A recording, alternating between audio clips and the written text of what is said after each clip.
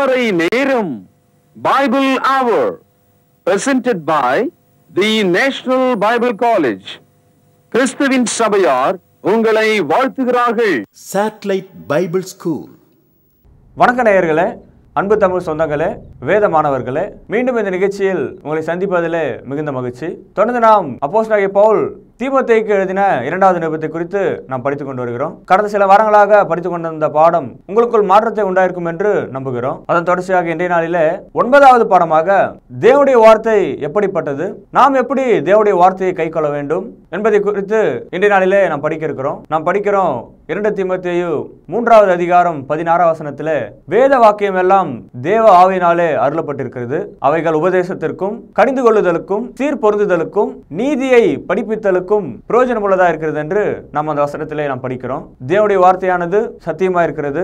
நீங்கள் தேவனுடைய வார்த்தையை கை கொண்டு அதன்படி நடப்பீர்களானால் நீங்களே சத்தியவான்களா இருப்பீர்கள். எனவே அன்பு வேத மாணவர்களே, பரிசுத்தவான்களே, தொடர்ந்து இந்த நிகழ்ச்சியிலே சொல்லப்படுகிற வசனங்களை எழுதி கொண்டு நீங்கள் கேட்கிற ஒவ்வொரு ஆரோக்கியமான உபதேசங்களை கேட்டு மனம் திரும்புங்கள். நீங்கள் கேட்கிற இந்த மெய்யான உபதேசங்களை குறித்து மற்றவரிடத்தில் பேசுங்கள். இதை குறித்து விவாதம் செய்யுங்கள். தொடர்ந்து ஜெபம் பண்ணுங்கள்.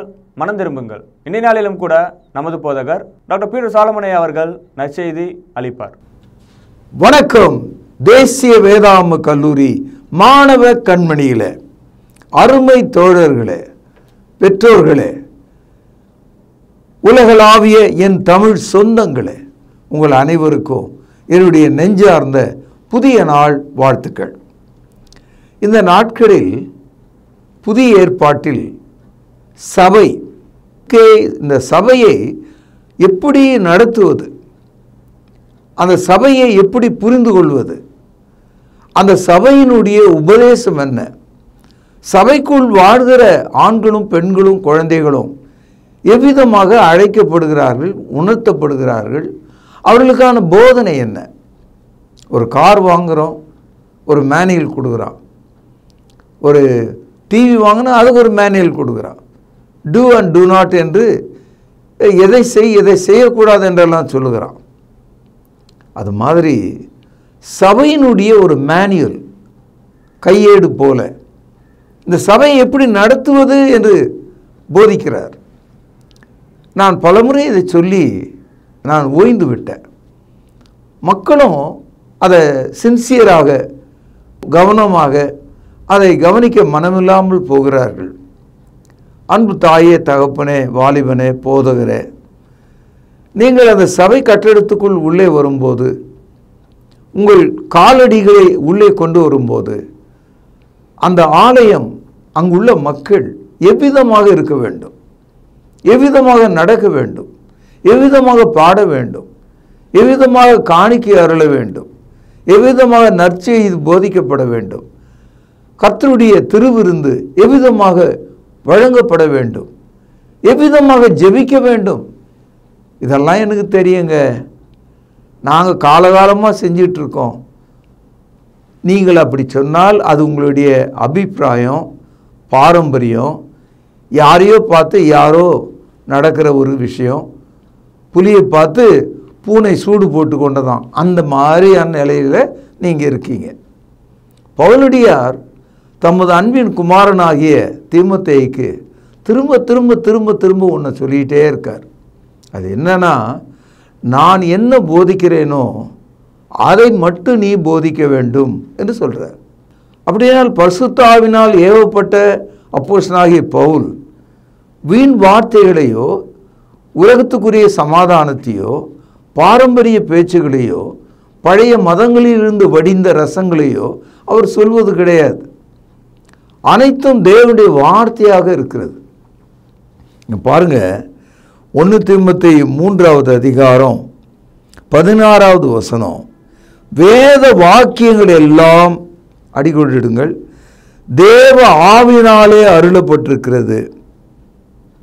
தேவனுடைய மனுஷன் 1 தேறினவனாகவும் 2 எந்த நற்கிரியை செய்ய தகுதி உள்ளவனாய் இருக்கும்படியாக, 3 அவைகள் உபதேசத்திற்கும், 4 கடிந்து கொள்ளுதலுக்கும், 5 சீர்திருத்தலுக்கும், 6 நீதியை படிப்பதற்கும் பிரயோஜனம் உள்ளதாக இருக்கிறது.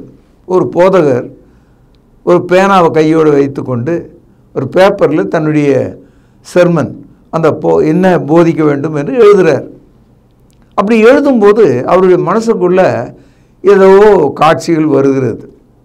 அவர் என்ன நினைக்கிறாரு, இந்த மக்களை எவ்விதமாக கவருவது, அவர்களை எவ்விதமாக மூளைச்சலவை செய்வது, நடுங்க செய்வது, பயப்படுத்த செய்வது, அவர்களுக்கு என்ன சொன்னால் மிரண்டு போவாங்க, என்ன சொன்னால் காணிக்க கொடுப்பாங்க, எந்த வார்த்தையை செழுமைப்படுத்தி கூர்மைப்படுத்த வேண்டும், நல்ல யோசனை பண்ணி திட்டம் பண்ணி தான் ஒவ்வொருத்தரும் பிரசங்கம் பண்ணுவாங்க. அப்படி பிரசங்கம் பண்ணும்போது அதில் நீங்கள் இருக்கவே கூடாது, உங்கள் யோசனை இருக்கவே கூடாது. மாறாக தேவனுடைய வார்த்தை மட்டும்தான் இருக்கணும்.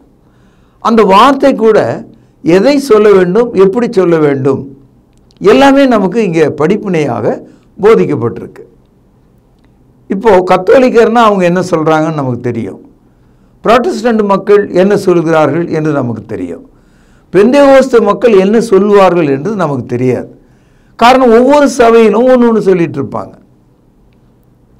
சகோதரர்களே, ஒரு ராஜா அவருக்கு முன்னால் ஒரு கைதி நிற்கிறார். அந்த ராஜா எதை வேணாலும் முடிவு எடுப்பார். ஒன்று இவனை தூக்கில் போடுங்கன்னு சொல்லலாம், அல்லது இவனை விடுதலை பண்ணலான்னு சொல்லலாம். அப்படிப்பட்ட ஒரு ராஜாவுக்கு முன்னால் ஒரு கைதி நிற்கும்போது கதை சொல்லலாமா, கவிதை பாடலாமா, வேறு ஏதாவது வீண் வார்த்தைகளை பேசலாமா? அவன் நடுக்கத்தோடு பயபக்தியோடு அந்த ராஜாவினுடைய வாயிலிருந்து வருகிற வார்த்தைக்காக அவன் காத்திருப்பான். சகோதரர்களே, தேவாதி தேவனுக்கு முன்பாக நின்று ஊழியம் செய்யக்கூடிய ஊழியக்காரர்கள், அவர்கள் வாயிலிருந்து ஒன்று ஜீவன் வெளிப்பட வேண்டும் அல்லது மரணம் வெளிப்பட வேண்டும். இது ரெண்டு தவிர வேறு எதையும் நம்மால் சொல்ல முடியாது. So life and death it is on your tongue. மரணமும் ஜீவனும் உன் வாயில் இருக்கிறது. அப்போ தேவ சமூகத்தில் துணிகரமாக நீங்கள் பேசக்கூடாது. சகோதரர்களே, 3வது அதிகாரம் 16-17 வசனத்தில் ஒரு முக்கியமான செய்தியை நீங்கள் கவனிச்சிங்க. பைபிள் என்பது தேவனுடைய ஆவினால் கொடுக்கப்பட்ட வார்த்தைகள். அதனால்தான் நம்ம பைபிளுக்கு தலைப்பாக பரிசுத்த வேதாகமம் என்று நாம் அச்சிட்டிருக்கிறோம். ஹோலி பைபிள் என்று சொல்கிறோம். 2வது ஆதியாகமம் 1:1 வெளிப்படுத்தல் 22-21 வரைக்கும் எல்லா வார்த்தைகளும் தேவ ஆவினால் வழங்கப்பட்டது. பழைய ஏற்பாடும் சரி, புதிய ஏற்பாடும் சரி. வேத வாக்கியங்கள் அப்படின்னு நீங்கள் படிச்சோம்ல, அதுக்கு என்ன அர்த்தம்? இங்கிலீஷில் ஆல் த ஸ்கிரிப்சர்ஸ்னு வந்திருக்கு. ஆல் த வேர்ட்ஸ்னா அதுக்கு ஒரு அர்த்தம், ஆல் த ஸ்கிரிப்சர்னா அதுக்கு ஒரு அர்த்தம் இருக்குது. வார்த்தைகள் என்பதுக்கும் வேத வாக்கியங்கள் என்பதுக்கும் வேறுபாடு இருக்குது. வேத வாக்கியங்கள்னு சொன்னால் பல வார்த்தைகள் ஒன்றிணைத்தால் அது ஒரு முழு செய்தியாக வரும். நான், நீ அப்படின்னு சொல்லினா அர்த்தம் வராது. முழுக்க நாம் என்ன செய்கிறோம், என்ன பேசுகிறோம் என்ற தகவலை பல வார்த்தைகள் ஒன்றடக்கினால்தான் அது ஒரு செய்தியாக ஒரு வரியில் அது சொல்லப்பட முடியும். அதனால்தான் பைபிளை வேத வாக்கியங்கள் என்ற சொல்ல இங்கே பயன்படுத்தியிருக்காங்க. ஆல் த ஸ்கிரிப்சர்ஸ், வேத வாக்கியங்கள் எல்லாம் மனித ஆவினால் கொடுக்கப்படல, தேவ ஆவினால் கொடுக்கப்பட்டிருக்கு. சரி, தேவ ஆவி எப்படி அவர்களுக்கு கொடுக்கப்பட்டதுன்னா, பின்னால் இருந்து ஒரு ஆள் நம்ம முன்ன தள்ளினா நம்ம கீழே பாய்ந்து கீழே விழுவோம். அதுபோல தேவனுடைய ஆவி அவர்களை ஏவினதான். அப்படி ஏவும் போது அந்த மனிதன் தன் வாயினால என்ன பேசுகிறான், என்ன எழுதுகிறான் என்ற விஷயம் அவனுக்கு விளங்காது. ஆனால் அதையெல்லாம் அவன் செய்வான், அவன் எழுதுவான். அப்படி தான் பரிசுத்த மனிதர்கள் 40 மனிதர்கள் 66 புத்தகங்களை நமக்கு எழுதி தந்திருக்கிறாங்க. அவர்கள் பரிசுத்தாவினால் ஏவி எழுதும் போது சொந்த மூளையை அவர்கள் பயன்படுத்தவில்லை, அவங்களுடைய சொந்த சிந்தனையை அவங்க பயன்படுத்தலை. They were just guided, inspired under the influence of the Holy Spirit to write all the scriptures. இப்படி கொடுக்கப்பட்ட இந்த வசனங்கள் நம்மை தேவனுடைய சமூகத்தில் சரியான மனிதனாக மாற்றுகிறது, சரியான செய்கைக்குரியவனாக மாற்றுகிறது. அப்படி உருவாக்கப்பட்ட தேவனுடைய வசனம் உபதேசமாக, டாக்டர்னாக, டீச்சிங்காக இருக்கிறது. புதுசாக நம்ம ஒரு டீச்சிங் சொல்ல வேண்டிய அவசியம் இல்லை. இந்த ஒரு சபையில் நாளுக்கு நாள் ஒரு புது புது உபதேசங்களை அவங்க செய்துக்கிட்டே இருக்காங்க. இப்போ நவீன காலத்தில் நடனம் ஆடி பாட்டு பாடுவது, நீங்கள் தொலைக்காட்சி முழுவதும் பார்த்தீங்கன்னா 3/4 வீசம் ஒரு பாட்டாகவே இருக்கும், அநாகரிகமாக இருக்கும். சினிமா நடிகைகளைப் போல அவர்கள் தங்களை வெளிப்படுத்துவதை, இச்சையை உண்டாக்குவதையும் பார்க்கிறோம். இந்த வேத வசனத்தை தெரியாத மக்கள் இதற்கு சப்போர்ட் பண்ணுறாங்க. இருக்கிற ஊழியக்காரங்கள்லாம் அதில் என்ன தப்பு, நல்ல டான்ஸ் ஆட்டம், எல்லா வாலிபர்களும் திரளட்டும், அவங்க பின்னால் போட்டோம் அப்படின்னு நினைக்கிறாங்க. சகோதரர்களே, நமக்கு ஒன்றும் அதில் ஒரு கஷ்டம் இல்லை, எனக்கு ஒன்றும் அதில் பிரச்சனை இல்லை. பிரச்சனை என்னன்னா தேவ வசனத்தில் இருக்கிறது. தேவனுடைய வசனம் நமக்கு உபதேசமாக இருக்குது. நீங்கள் அந்த உபதேசம், அந்த டீச்சிங் என்னவோ அதை மட்டும் தான் செய்யணும். அப்படி செய்தால் தான் அது மார்க்கம், செய்யலைன்னா அது மதம். ஆகவே நடனம் பண்ணுவதும், திரைப்படங்களைப் போல காட்சிகளை அமைப்பதும், நாளெல்லாம் பாட்டு பாடி ஓய்வதும் அது உங்களை அடையாளப்படுத்தக்கூடிய விஷயங்கள். அது சபையினுடைய உபதேசம் அல்ல. அடுத்தது பாருங்க, ஒரு ஆளை கடிஞ்சு கொள்ளணும் சத்தியத்தின்படினா வசனத்தை கொண்டு தான் கடிந்து கொள்ளணுமே தவிர நீங்கள் உங்களுடைய சொந்த வாயினால், எண்ணங்களால் ஒருவரையும் கடிந்து கொள்ள முடியாது. அடுத்தது சீர்திருத்தணும் அப்படின்னு நினச்சா கூட பைபிளில் இருக்கிற வசனத்தை கொண்டு தான் சீர்திருத்தணும். ஒரு நீதியை சொல்லணும்னா பைபிளில் இருக்கிற வசனத்தை கொண்டு தான் நீதியை சொல்லணும். அப்போது இந்த பகுதியை நாம் படித்த பிறகு ஒரு முடிவுக்கு நம்ம வரலாம். அதாவது 33ஆம் ஆண்டு எருசலேம் நகரத்தில் தொடங்கின கிறிஸ்தவ மார்க்கம் வேத வாக்கியங்களை தன்னுடைய மையப்பொருளாக கொண்டு அதன்படியே நடக்கக்கூடியதாக இருக்கிறது. அதில் எந்த மாற்றமும் இருக்காது. உலகம் தோன்றும் போது சூரியன் வைக்கப்பட்டது, அது மாறவில்லை. சந்திரன் வைக்கப்பட்டது, மாறவில்லை. நட்சத்திரங்கள் வைக்கப்பட்டது, மாறவில்லை. அப்போது தேவனுடைய வசனங்கள் வானத்தில் உள்ள சூரியனைப் போலும், சந்திரனைப் போலும், நட்சத்திரங்களைப் போலும் இருக்கிறது. அவைகள் மாறாது இருக்கிறது. ஆனால் இயேசுனுடைய வருகையில் அவைகள் அழிந்து போகும். தேவ வசனமோ வானமும் பூமியும் அழிந்தாலும் ஒழியாது என்று இயேசு சொல்லுகிறார். அன்பு சகோதரர்களே, அப்போஸ்தலர் நடபடிகள் 17வது அதிகாரத்தில் நான் ஒரு செய்தி உங்களுக்கு காண்பிக்கிறேன். செய்தியை நீங்கள் படிக்கும்போது இதில் நீங்கள் இருக்கீங்களான்னு பாருங்கள். அப்போஸ்தலர் நடபடிகள் 17வது அதிகாரம் 11வது வசனம், புதிய ஏற்பாட்டில் 188வது பக்கம். அந்த பட்டணத்தார், நல்ல கவனிங்க, பேனாவில் அடிக்கோடிடுங்க, மனோவாஞ்சையாய் வசனத்தை ஏற்றுக்கொண்டு. மனோவாஞ்சைனா தாயின் மார்பிலிருந்து பாலை கவி பிடித்து சப்ப விரும்புகிற குழந்தை மிக ஆர்வமாக இருக்கும். அந்த பகுதிக்கு கொண்டு போகும்போதே குழந்தை வாய் திறந்துட்டு இருக்கும். அதான் குழந்தையினுடைய இயல்பு. மனோ வாஞ்சை என்பது வெறும் வாஞ்சை இல்லைங்க, மனசோடு சேர்ந்த வாஞ்சை. கர்த்தருடைய வசனத்தை கேட்கிற மக்கள் ஒரு இரும்பு மாதிரி, ஒரு மரம் மாதிரி இருக்க முடியாது. அவர்கள் சதையான இருதயமுடையவர்களாக இருக்க வேண்டும். They must have a desire like a baby to suck the milk. மனோவாஞ்சையாய் வசனத்தை ஏற்றுக்கொண்டு. சரி, வசனத்தை ஏற்றுக்கிட்டாங்க, செக் பண்ணுறாங்க காரியங்கள் இப்படி இருக்கிறதா என்று. தினந்தோறும் வேத வாக்கியங்களை ஆராய்ந்து பார்த்ததுனாலே தெசலோனிக்கேயில் உள்ளவர்களை பார்க்கிலும் நற்குணசாலிகளாய் இருந்தார்கள். அதாவது நற்குணசாலிகள்.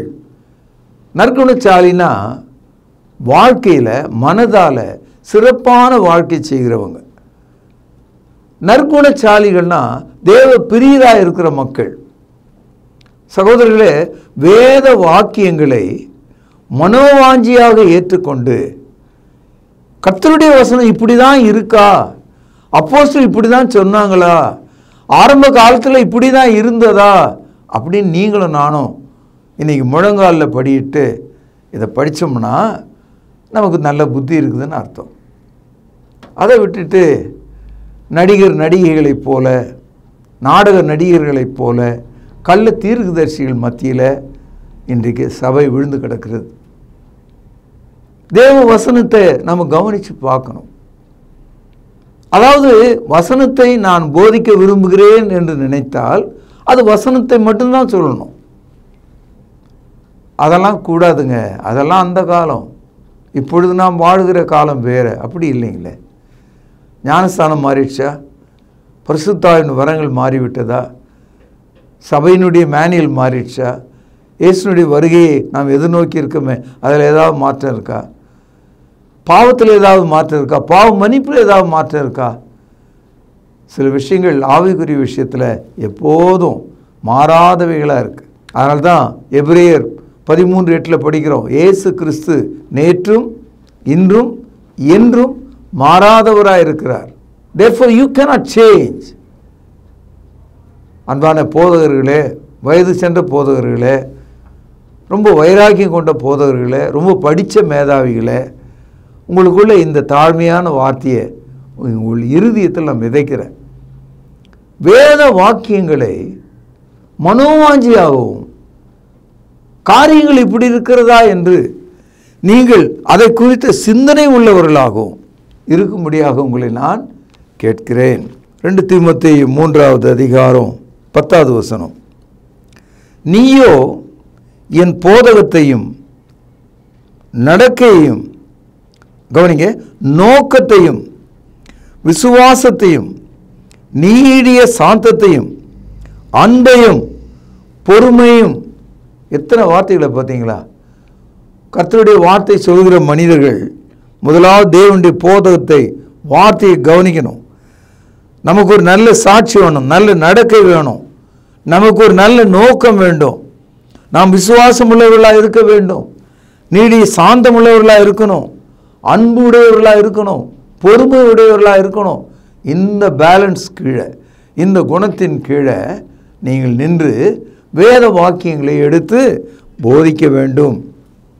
அப்படி போதிக்கும்போது போதிக்கிறவர்களுக்கு என்ன மாதிரியான சூழல் உண்டாகும்? எப்பவுமே பரிசுத்த ஆவியை கொண்டு போதிக்கிற மக்களுக்கு பிசாசின் மக்கள் உபத்திரவங்களை எப்போதும் செய்வாங்க. கர்த்தருடைய சபைக்கு எதிராக விக்கிரக வழிபாட்டினர் சகல தீமையும் செய்வாங்க. இயேசுக்கு என்ன நேர்ந்தது? அவர் என்ன சொன்னார்? பச்சை மரத்துக்கே இந்த நிலைமைனா பட்ட மரத்துக்கு என்ன ஆகும்னு சொன்னார். எந்த ஒரு அப்போஸ்தலனாவது இயற்கையாக செத்து போனார்களா? அனைவரும் அடித்து கொல்லப்பட்டார்கள். பாருங்கள், 2 தீமோத்தேயு 3:12 அன்றியும் கிறிஸ்து இயேசுவுக்குள், பேனால் அடிக்கோடிடுங்கள், தேவ பக்தியாய் நடக்க மனதாய் இருக்கிற யாவரும் துன்பப்படுவார்கள். பார்த்தீங்களா? தேவனுடைய வழியில் நடக்கும்போது நாம் துன்பப்படுவோம் தான். இந்த துன்பம் வேணான்னு சொல்கிறாள் தான் இப்படியெல்லாம் ஓடி தாவீது நடனம் பண்ணினான். இந்த உதாரணத்தை புதிய ஏற்பாட்டில் நீங்கள் எங்கேயுமே படிக்கலை. தொழுகையில் அப்படி எந்த ஒரு வார்த்தையும் உபயோகப்படுத்தப்படல. எந்த அப்போஸ்தலனும் அப்படி ஒரு கருத்தை எடுத்து நமக்கு நிலைநாட்டலை. தாவீது செய்ததெல்லாம் நீங்களும் செய்வீங்களா? கேட்குறேன். நாம் செய்கிற ஒரு காரியமாவது பைபிள் படி இருக்கிறதா, அப்போஸ்தலர்களால் ஒப்புக்கொள்ளப்பட்டதா என்று நாம் கவனிக்கணும். தேவ பக்தியாய் நடக்க மனதாக இருந்தால் நமக்கு துன்பம் வரும்னு படித்தோம் இல்லையா? அப்போ அந்த துன்பம் வராமல் இருக்கணும்னா நம்ம தேவ பக்தியாக நடக்கக்கூடாது. அப்படி தானே? இல்லை, தேவ பக்தியாக நடந்தால் அதில் ஒரு ஆசீர்வாதம் நமக்கு இருக்கிறது. அப்படியே நமக்கு துன்பம் வந்தாலும் இன்னும் அழகாக ஜொலிக்கிற மக்களாக சிறப்பான விசுவாசிகளாக, தேவதாசர்களாக, தேவனோடு நடந்த ஏனோக்கை போல, அக்னிமயமான ரதத்தில் ஏறி போன எலியாவை போல நீங்களும் நானும் உபத்திரத்தின் வழியாக மாற்றப்பட முடியும். சங்கீதம் 119 71வது வசனத்தில் படிக்கிறோம், நான் உபத்திரவப்பட்டது நல்லது, அதனால் உமது பிரமாணங்களை கற்றுக்கொண்டேன் என்று சங்கீதக்காரன் சொல்கிறான். நான் உபத்திரவப்பட்டது நல்லது என்று சொல்கிறான். மத்தேயு 5வது அதிகாரம் 10 முதல் 2 வசனங்களை நாம் படிக்கும்போது, நீதி நிமித்தம் நீங்கள் துன்பப்பட்டால் பாக்கியவான்களாக இருப்பீர்கள், உங்களுடைய பலன் மிகுதியாக இருக்கிறது என்று ஆண்டவர் சொன்னார். அதனால் தேவபக்தியாக நடக்கிறவர்கள் துன்பப்படுவார்கள். அப்போஸ்தலர் நடபடிகள் 5வது அதிகாரம் 41வது வசனத்தை பார்த்தீங்கன்னா, அப்போஸ்தலர்களை அன்றைய யூத சமயத்தார் ஆசாரியர்கள் எல்லாரும் ஒன்று சேர்ந்து அவங்கள கூட்டி வச்சு அடித்து இயேசு நாமத்தை குறித்து போதிக்கக்கூடாது என்று அவர்கள் உடலில் காயங்களை ஏற்படுத்திய போது, அவர்கள் அந்த சிறையை விட்டு வெளியே வரும்போது பரிசுத்த ஆவியானவர் சொல்கிறார், கிறிஸ்துவுக்காக அவர்கள் துன்பப்பட்டதற்காக மிகவும் தேவனுக்கு நன்றி செலுத்தினார்களாம். They glorified God because they were persecuted for the sake of Christ என்று நாம் படிக்கிறோம்.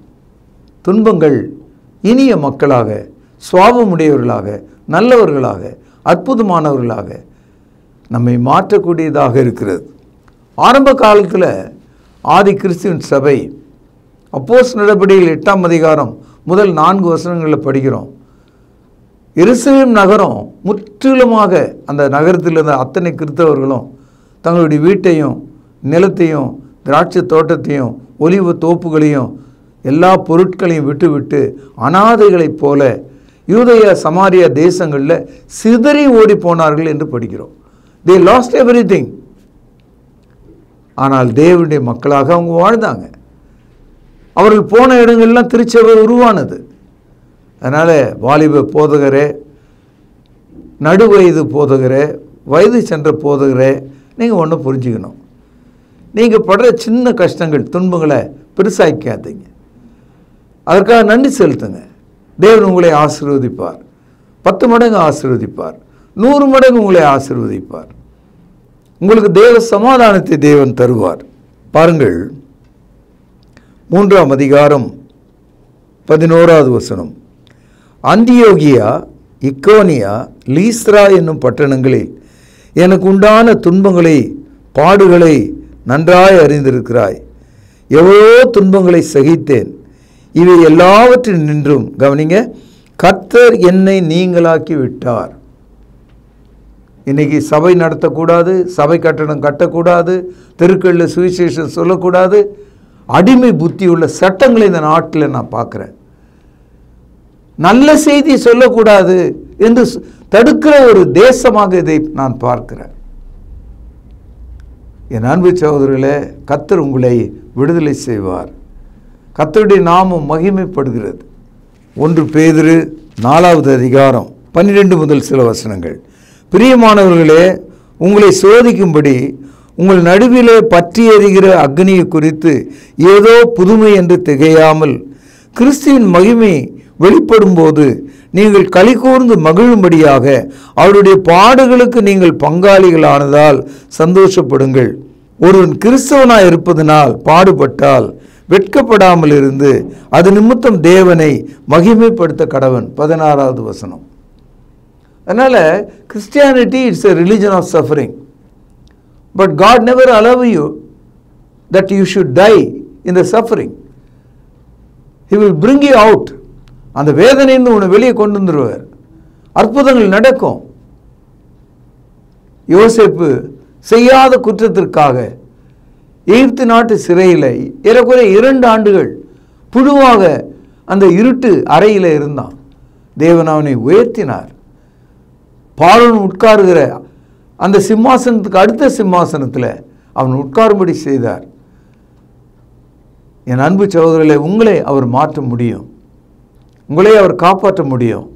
உங்களுக்கு வேண்டிய வீட்டையும் உங்களுக்கு வேண்டிய ஆகாரத்தையும், உங்களுக்கு வேண்டிய சுகத்தையும், உங்கள் பிள்ளைகளின் ஆசீர்வாதத்தையும் தேவன் இரட்டத்தனையாக கொடுக்க வல்லவர். இப்பொழுது 2 தீமோத்தேயு 3வது அதிகாரம் 13வது வசனம். பேனாவில் அந்த வசனத்தை முழுக்க நீங்கள் சுற்றி ஒரு வட்டம் எடுங்க. இதை நீங்கள் நல்லா புரிஞ்சுக்கணும். இப்போது பெரியவங்கெல்லாம் பேசும்போது என்ன சொல்கிறாங்க, அந்த காலத்தில் நாங்கள் 50 ரூபா எடுத்துகிட்டு போனோம்னா ஒரு மூட்டை நிறைய பொருளை வாங்கிட்டு வருவோம், ஒரு மூட்டை நிறைய காய்கறிகளை வாங்கிட்டு வருவோம், ஒரு தங்க மோதிரத்தை வாங்குவோம் அப்படிலாம் சொல்கிறாங்க. அது உண்மைதான். ஆனால் இப்போ அவெல்லாம் அப்படி கிடையாது. இப்போ பை கூட உங்கள் கையில் இல்லை. நீங்கள் 500 ரூபா எடுத்துகிட்டு போனீங்கன்னா ஒரு 3 வகையான காய்கறி வாங்கலாம், அவ்வளோதான். அந்த அளவுக்கு விலைவாசி உயர்ந்திருக்கு. அப்போ நம்ம என்ன சொல்கிறோன்னா, அது அந்த காலம், இது இந்த காலம். அந்த காலத்தில் 1 ரூபா சம்பளம் இருந்தது, 6 ரூபா சம்பளம் இருந்தது, 13 ரூபா சம்பளம் இருந்தது. ஒரு போலீஸ்காரர் வாங்கின சம்பளம் 13 ரூபா தான். ஆனால் இன்றைக்கி அப்படி இல்லை. அவருடைய சம்பளம் 33,000 ரூபா ப்ளஸ் வேறு கூடுதலாக படிகள் என்ற பெயரில் அது ஒரு 13,000 ரூபா இருக்கும். ஒரு சாதாரண காவல்காரருக்கு இவ்வளோ சம்பளம். சாதாரணமாக எந்த ஒரு தொழிற்சாலையிலும் மக்களுக்கு ஏராளமான வருமானம் இருக்கிறது நம்ம பார்க்க. அது ஒரு காலம், இது ஒரு காலம். ஆனால் இந்த விலைவாசிகள் குறையுமா அப்படின்னு ஒரு கேள்வி கேட்டிங்கன்னா ஒரு நாளும் குறையாது. எனக்கு தெரிந்து 50 காசுக்கு 1 கிலோ தக்காளி விற்றார்கள். எனக்கு தெரிந்து ஒரு காலகட்டத்தில் 150 ரூபாய்க்கும் 200 ரூபாய்க்கும் 1 கிலோ தக்காளி விற்றாங்க. தக்காளி விலை இறங்கிடும்னு சொல்லிகிட்டே இருப்பாங்க.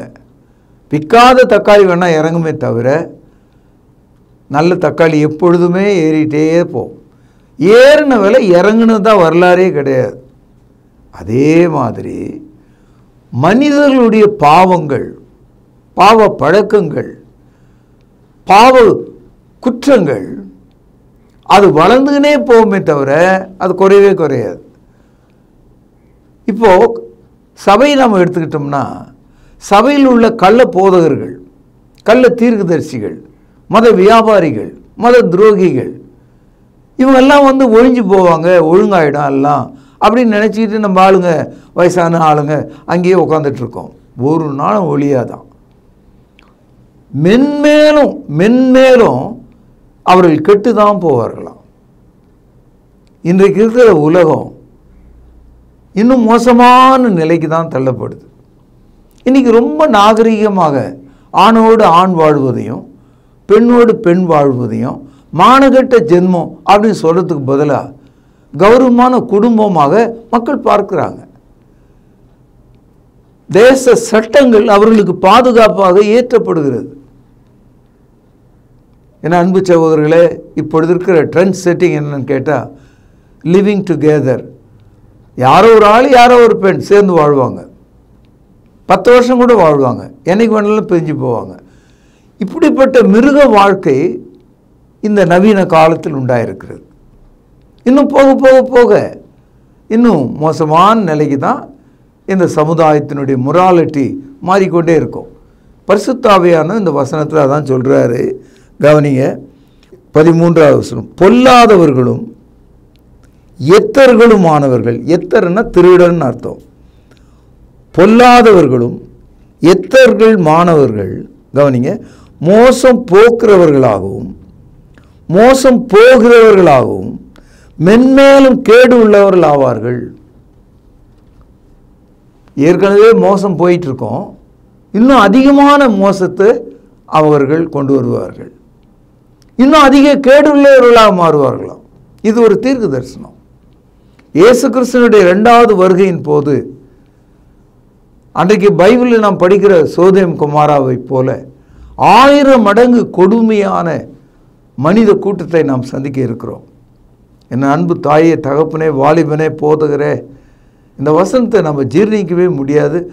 படித்தா நம்முடைய மனசு வெடிக்கிற மாதிரி இருக்குது. என்ன சொல்கிறார் பாருங்க. பொல்லாதவர்களும் எத்தர்களுமானவர்கள் மோசம் போகிறவர்களாகவும் மோசம் போகிறவர்களாக இருந்து மென்மேலும் கேடு உள்ளவர்களாவார்கள். அப்படினால் போதகர்களே, திருச்சபையின் ஊழியர்களை, the world will be better tomorrow, இந்த உலகம் எல்லாம் சரியாயிடும், ரொம்ப நல்லா இருக்கும் அப்படின்னு நீங்கள் சொல்கிறதுக்கு சான்ஸே கிடையாது. as the days are in the future are going to be more evil, கொடுமையான காலத்தை நோக்கி நாம் போகிறோம். இன்றைக்கு இருக்கிற இந்த உலகம் எந்த நொடி பொழுதிலும் ஒரு அணுகுண்டு போரினால் அழியக்கூடியதாக இருக்கிறது. உலகம் முழுவதும் மனிதர்கள் ஒருவரை ஒருவர் மதிப்பதில்லை, நற்குணம் இல்லை, தேசங்கள் ஒருவரை விட்டு ஒருவர் பிரிந்திருக்கிறார்கள். at any time there will be a world war. என் அன்பு சகோதரர்களே, இவர்கள் மத்தியிலே நாம் இருக்கிறோம். 14ஆம் வசனம், நீ கற்று நிச்சயித்து கொண்டவைகளில் நிலைத்திரு, அவைகளை இன்னாரிடத்தில் கற்றாய் என்று நீ அறிந்திருக்கிறாயே. என்ன சொல்கிறாரு? இதுவரைக்கும் நீங்கள் என்ன பாடம் படிச்சீங்களோ, சத்தியத்தை தெரிஞ்சுக்கிட்டீங்களோ, அதில் நில்லுங்க. இப்படி உங்களுக்கு போதித்த அந்த சகோதரனையும் நினச்சி வச்சுங்க. மோசம் போகாதீங்க. நேற்று வரைக்கும் தப்பாக போனோம், இன்னையிலேருந்து சரி பண்ணிக்கலாமே. நீங்கள் கற்று நிச்சயித்தவைகளில் நிலைத்திருங்கள். அதுதான் நான் சபையை பார்த்து சொல்லுகிறேன். நேற்று அப்படி இருந்தோம், தெரியாமல் போச்சு, இன்றைக்கி நாம் சரி பண்ணிக்கலாம் இல்லையா? எல்லாவற்றையும் சரி பண்ணிக்கலாம் இல்லையா? நாம் என்ன அடிமைகளா? யாரை பிரியப்படுத்துவதற்கு சபைக்கு போகிறோம்? தேவனைத்தானே. யாரை மகிமைப்படுத்துவது சபைக்கு போகிறோம்? தேவனைத்தானே. யாரை தொழுது கொள்ள சபைக்கு போகிறோம்? தேவனைத்தானே. அப்படியானால் தேவனுக்கு பிரியமாக இருக்கிற மனுஷன் தன் தவறை திருத்திக் கொள்வது நியாயம்தானே. அதுதான் கூடாது அப்படின்னு இந்த பழைய தலைமுறை பேசுகிறது. அதனால் தேவ வசனத்தை நீங்கள் உறுதியை பற்றி கொண்டு நீங்கள் ஞானமுள்ள இருதயத்தோடு நல்ல விசுவாசிகளாக இருக்க உங்களை ஆசீர்வதித்து இந்த பாடத்தை நிறுத்துகிற. இதனுடைய தொடர்ச்சியை நாம் கவனிக்கலாம். பிரார்த்தனை செய்வோம். அன்பான தகப்பனே, நாங்கள் கேள்விப்பட்ட வேத வாக்கியங்கள் எல்லாம் தேவாவினால் அருளப்பட்டிருக்கிறது. அவைகள் எல்லா வழியிலும் எங்களை சீர்படுத்தக்கூடியதாக, உறுதிப்படுத்தக்கூடியதாக, தேவ பக்தி உள்ள மனிதனாக மாற்றக்கூடியதாக இருக்கிறது. அதற்காக நன்றி செலுத்துகிறேன். கேட்ட மக்களை ஆசீர்வதியும். ஆண்டவர் இயேசுவின் பெயரால் மிகவும் தாழ்மையாய் வேண்டிக் கொள்கிறேன். ஜீவனுள்ள எங்கள் நல்ல பிதாவே, ஆமென். அன்பானவர்களே, புதிய ஏற்பாட்டு தொழுகைக்கு திரும்புங்கள். இடம் YMCA வளாகம், ஹைகோர்ட் எதிரில், பிரதி ஞாயிறு காலை 11 மணி அளவில் அன்புடன் அழைக்கிறோம். Come and worship with us every Sunday at 11 AM, YMCA Hall, opposite High Court, Parish Corner. கர்த்தாவே, தேவர்களில் உமக்கு பானவர் யார்? வானத்திலும் பூமியிலும் உமக்கு பானவர் யார்? உமக்கு பானவர் யார்? உமக்கு பானவர் யார்? வானத்திலும் பூமியிலும் உமக்கு பானவர் யார்? வானத்திலும் பூமியிலும் உமக்கு பானவர் யார்? தொடர்பு கொள்ள வேண்டிய முகவரி: திருமறை நேரம், 58 சர்ச் தெரு, குமரன் நகர், சென்னை 6,82,000. தொலைபேசி எண் 044255008882. செல்போன் 9385500882.